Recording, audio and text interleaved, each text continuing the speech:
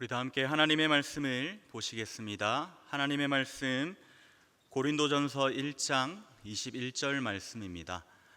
하나님의 말씀 고린도전서 1장 21절까지의 1절의 말씀을 우리 다 같이 큰 소리로 읽으시겠습니다. 시작. 하나님의 지혜에 있어서는 이 세상이 자기 지혜로 하나님을 알지 못하므로 하나님께서 전도에 미련한 것으로 믿는 자들을 구원하시기를 기뻐하셨도다. 아멘. 지난 주일 중반기 세례식이 있었습니다. 그동안 수많은 사람들을 밤낮으로 땀 흘리며 복음 전한다고 정말 수고가 많으셨습니다. 세례받은 모든 분들이 믿음의 뿌리를 잘 내릴 수 있도록 기도해 주시길 바랍니다. 지난 4월에 전반기 세례식에 저희 대가 생각지도 못하게 1등을 했었는데 이번에는 7등을 해가지고 사람들이 살짝 장난을 거시더라고요. 이번에 남자 반려구 1등 한다고 반려구에 집중 열심히 못했나 보네, 세례식에 열심히 집중 못했나 보네, 이렇게 이제 장난을 하시더라고요. 아니요, 진짜 열심히 했거든요. 다른 분들이 너무 열심히 하셔가지고 정말 너무 열심히 하셔서 그런 것 같습니다. 근데 1등을 하나 7등을 하나 다 하나님의 영광을 위해 열심히 복음 전하고 그리스도가 전파되면 되는 줄 믿습니다. 하나님께서 기뻐하시는 일, 전도에 힘을 다하시는 모두가 되시기를 바랍니다. 여러분, 우야든동이라는 말을 아십니까? 새로 나온 우동 이야기는 아니겠죠. 어떻게 하든지 어떻게 해서든지 어떻게 해서라도, 이런 의미의 이제 경상도 사투리입니다. 동의어로는 우야든지 우짜든지 어쩌든지 이런 말이 있겠죠. 우짜라고 이거는 아닙니다. 이거는 이제 아니고 우야든지 어떻게 하든지 이렇게 이제 복음을 전해야 된다는 그런 말입니다. 어떤 방법으로 하든지 복음을 전해야 한다는 것입니다. 왜냐하면 복음에는 능력이 있기 때문입니다. 복음을 전할 때 그 안에 능력이 나타나기 때문입니다. 로마서 1장 16절 말씀에 내가 복음을 부끄러워하지 아니하노니 이 복음은 모든 믿는 자에게 구원을 주시는 하나님의 능력이 된다고 말씀합니다. 그러면 전하지 않으면요, 아무 일도 일어나지 않습니다. 오늘 말씀을 통하여 왜 우리가 우야든동 복음을 전해야 하는지, 복음을 전할 때 어떤 일이 일어나는지 알아보도록 하겠습니다. 첫째로, 세상이 자기 지혜로 하나님을 알지 못하므로 우리는 전해야 합니다. 세상은 모릅니다. 너무나 모릅니다. 그래서 우리가 전해야 합니다. 우야든동 전해야 합니다. 자기들의 지혜가 뛰어나다고 으스대고 자랑하지만 하나님께서는 이 세상의 지혜와 총명을 패하셨습니다. 오늘 읽은 본문 바로 앞 고린도전서 1장 19절에서 20절 말씀을 한번 보시겠습니다. 기록된 바 내가 지혜 있는 자들의 지혜를 멸하고 총명한 자들의 총명을 패하리라 하였으니 지혜 있는 자가 어디 있느냐, 선비가 어디 있느냐, 이 세대에 변론가가 어디 있느냐, 하나님께서 이 세상의 지혜를 미련하게 하신 것이 아니냐. 여기서 지혜와 총명은 세상 중심적인 지혜와 총명을 가리키는 것입니다. 이것들이 모두 잘못된 것은 아니지만 구원을 얻는 방법은 될 수 없는 것입니다. 바울이 지혜 있는 자, 선비, 변론가가 어디 있냐고 묻습니다. 여기서 지혜 있는 자는 그리스 철학자들을 말합니다. 선비는 유대교 율법학자들을, 변론가는 논쟁을 즐기는 괴 변론자들을 가리킵니다. 한마디로 당시 최고의 지식인들을 말하는 것입니다. 하지만 그들의 지혜로는 하나님을 찾을 수 없습니다. 그러므로 하나님께서는 하나님께서 보시기에는 지혜 있는 것들처럼 보이는 그것이 미련한 것이었습니다. 지금도 세상의 관점으로는 지식과 지혜가 얼마나 충만한 그런 사람들이 하나님을 부정하는 사람들이 얼마나 많습니까? 실제적으로 그들은 미련한 자들인 것입니다. 그렇다면 하나님의 구원은 어디서 올 수가 있습니까? 두 번째로, 전도에 미련한 것으로. 전도는 미련하기 짝이 없습니다. 남들이 손가락질을 합니다. 열매가 보이지 않을 때도 있고 답답할 때도 많이 있습니다. 그래도 우리는 우야든동 전도해야 합니다. 화요일이나 목요일 또 금요일 우리 교회는 비가 오나 눈이 오나 더우나 추우나 다 전도하기 딱 좋은 날로 여기며 복음을 전합니다. 날이 좋으면 전도하기가 너무 좋죠. 날이 안 좋으면 우리는 조금 불편해도 집에 이제 사람들이 있으니까 가서 복음 전하기 딱 좋다고 우리가 여기고 나갑니다. 우야든동 전하면 안 좋은 것이 없는 것입니다. 왜 이렇게 매번 나가서 전합니까? 구원은 전도에 미련한 것, 즉 세상이 미련하다고 생각하는 십자가의 도를 통해서만 올 수 있습니다. 2000년 전에 십자가에 달리신 예수 그리스도를 믿으면 나의 죄가 영원히 용서받고 하나님의 자녀가 된다는 이 복음, 이 세상의 지혜로 보면 정말 말도 안 되는 이 복음을 통해서만 올 수 있는 것입니다.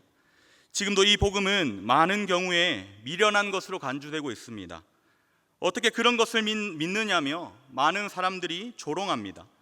하지만 지금도 이 어리석어 보이는 복음을 전할 때 많은 사람들이 그 사실을 믿고 하나님의 자녀가 됩니다. 이것이 놀라운 하나님의 은혜이며 기적입니다. 우리는 이 믿어지는 은혜로 하나님의 자녀가 되었습니다. 그리고 복음을 전하라는 명령을 받았습니다. 화려한 말솜씨가 없어도 괜찮습니다.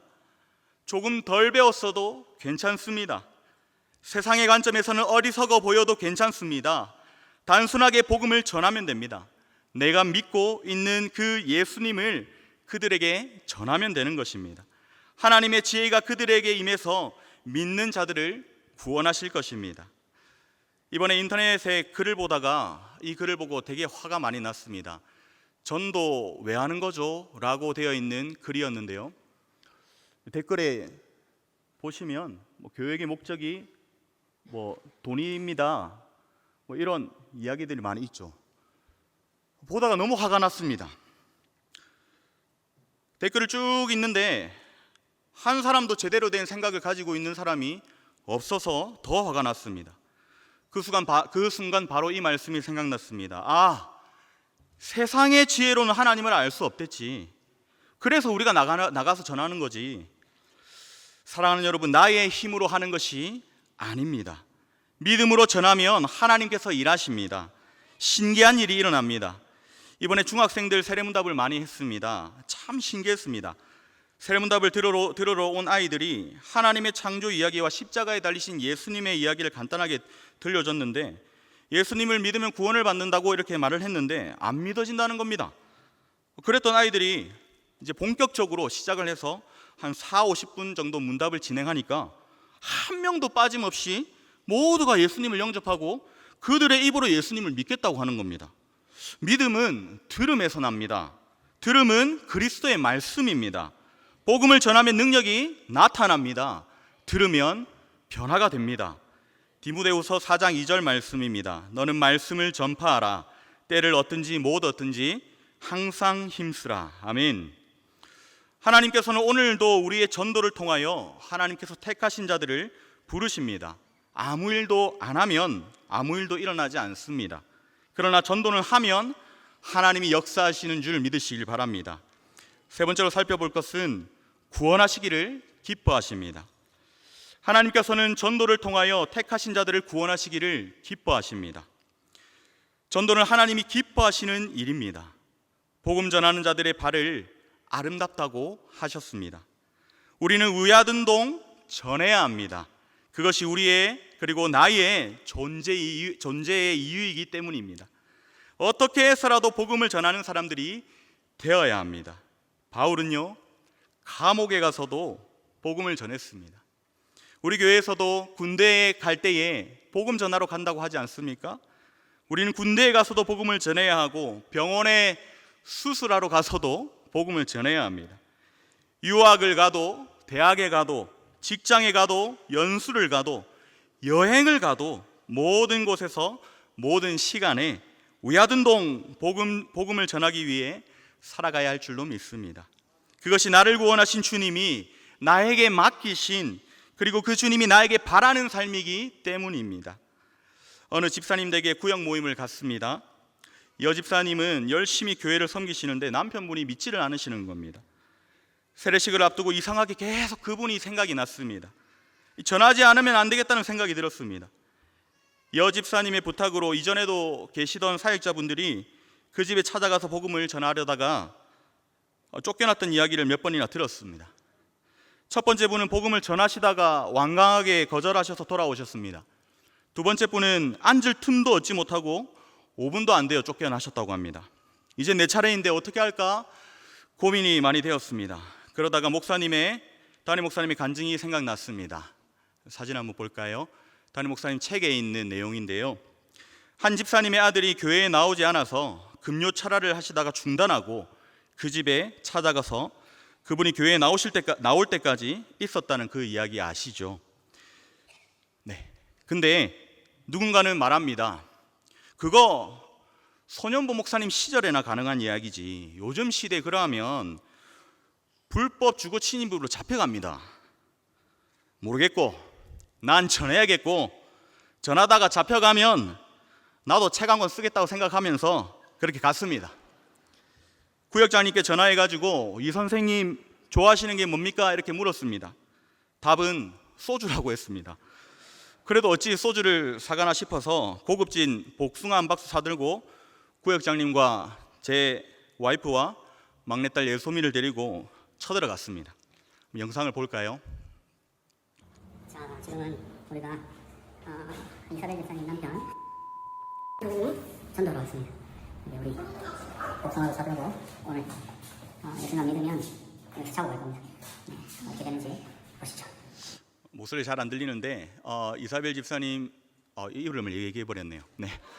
네, 집사님이 남편분을 전도를 왔는데 오늘 안 오면 여기서 자고 갈 거라 뭐 그런 내용이었습니다. 한참을 배를 눌렸는데 답이 없었습니다. 겨우 열고 들어가니까 거실에서 이 선생님이 주무시고 계셨습니다. 자는 척을 했을 수도 있겠더라고요. 아무튼 이 선생님은 저희가 온 것을 보시고는 굉장히 피곤해 하시면서 안방으로 들어가 버리셨습니다.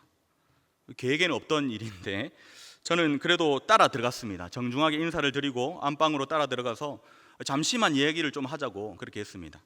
이 선생님은 귀찮아하시면서 다음에 오라고 막 나가라고 하셨습니다. 그래도 물러설 수 없었습니다. 밖에서 나오실 때까지 기다리겠습니다 하고 단호하게 말씀드리고 안 나오시면 저 오늘 여기서 자고 갈 겁니다. 이렇게 단호하지만 좀 예의가 없었는지 모르겠지만 아무튼 그렇게 말씀드렸습니다. 그랬더니 짜증을 내시면서 밖으로 같이 나오셨습니다. 거실에서 한참 대화가 오고 갔고 구역장님과 여자 집사님 두 분이서 이번에 세례를 받자고 계속 몰아붙였습니다. 안 된다, 출근한다, 안 가는 거 안다, 교회 가자, 지금 회사가 바빠 죽는다, 이 회사 잘리면 책임질래? 계속 대화가 오가던 중에 제가 간단하게 자초지종을 말씀드리며 교회에 오라고 말씀드렸습니다. 아들도 열심히 청년회에 나오고 부인도 열심히 교회에서 섬기는데 딸도 이번에 교회에서 결혼해서 새 가정을 꾸렸는데 남편이 돼서 아빠가 돼서 믿지 않으면 되겠냐고, 예수 믿고 가정을 위해서 자녀를 위해서 기도해야 되지 않겠습니까? 그렇게 말씀드렸습니다. 그래도 이번에는 회사가 너무 바빠서 죽었다 깨어나도 안 된다는 것이었습니다. 진짜 협박으로 지금 죽으면 어떻게 하랍니까? 막 이렇게 했는데도 안 된다는 것이었습니다. 한 15분 정도 흘렀을까? 이 선생님께서 직접 그러면 9월에 교회에 나와서 세례 받겠다고 하셨습니다. 우리는 깜짝 놀라가지고 바로 달력을 확인해서 이렇게 들고 와서 보니까 안타깝게도 9월에는 없고 12월 8일에 세례식이 예정되어 있었습니다. 그래서 바로 약속을 했습니다. 12월 8일에 꼭 오셔서 세례 받으시기로, 그리고 그 전에 꼭 교회에 오시기로 약속을 했습니다. 영상을 볼까요? 12월 8일로 그러면 확정하겠습니다. 이거는 진짜 남자 약속입니다. 네. 남자 대 남자의 약속, 아들과의 약속을 꼭 지키시라고 했습니다.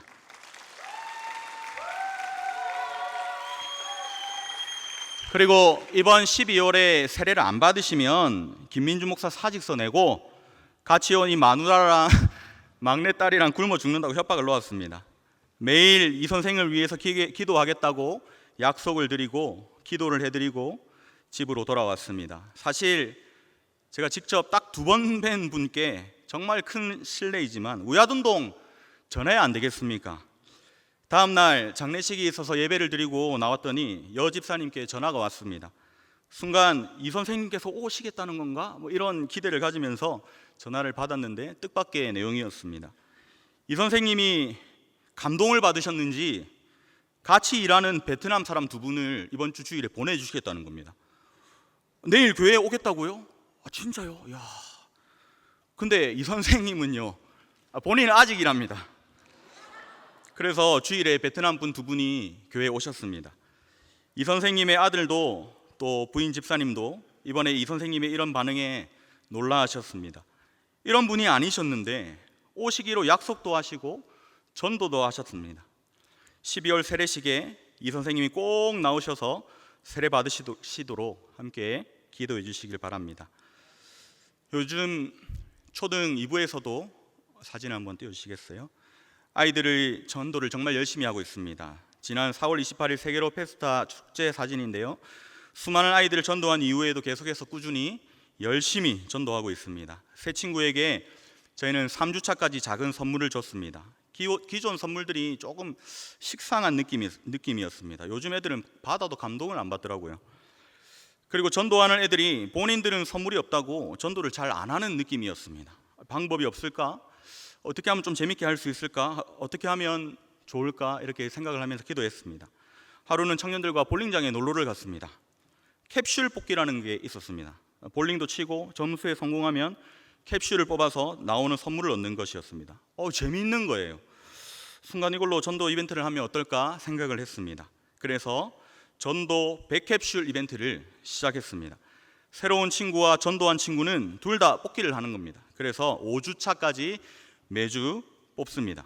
제일 작은 선물은 과자, 음료, 또 이렇게 컵라면 이런 거였습니다. 그 이후로는 손선풍기, 전보라면, 또 축구공, 다이소 상품권, 카페 상품권, 롤러랜드 상품권 이런 거, 그리고 초등 2부 선생님이 해주시는 네일아트, 그리고 목사님이랑 무엇이든 즐길 수 있는 목사님과 데이트권 이런 걸 넣었습니다. 최상위 상품으로는 샤오미 미 밴드도 넣었고요, 갤럭시 버즈 F인가 그런 것도 넣었습니다. 과연 아이들이 전도를 할까 궁금했습니다. 신기했습니다. 매주 아이들이 7명, 8명씩, 10명씩 전도되어서 오는 겁니다. 그래봤자 받는 상품은 컵라면이랑 과자랑 음료수인데 계속 이렇게 전도를 하는 겁니다. 어떤 친구는 3명을 전도해서 3개를 뽑았어요. 근데 과자랑 컵라면이랑 음료수 3종 세트를 가지고 갔습니다. 너무 웃겼습니다. 그래도 재밌다고 계속 전도를 합니다. 우리 아이들 너무 귀하지 않습니까? 어떤 친구는 친구 따라 교회 왔다가 축구공이 걸려가지고 너무 좋아가지고 계속 오고 있습니다. 어떤 친구는 1등 상품에 걸려서 매주 잘 나오고 있는데 이 친구는 2부 예배만 오던 친구였거든요. 근데 잘 나오고 있습니다. 목사님과 데이트권을 뽑은 친구는 음료수로 바꿔갔습니다. 그렇게 전도에 힘을 내어서 올해 초 7, 80명 모이던 초등 2부가 지난주에 출석 인원 100명을 넘었습니다.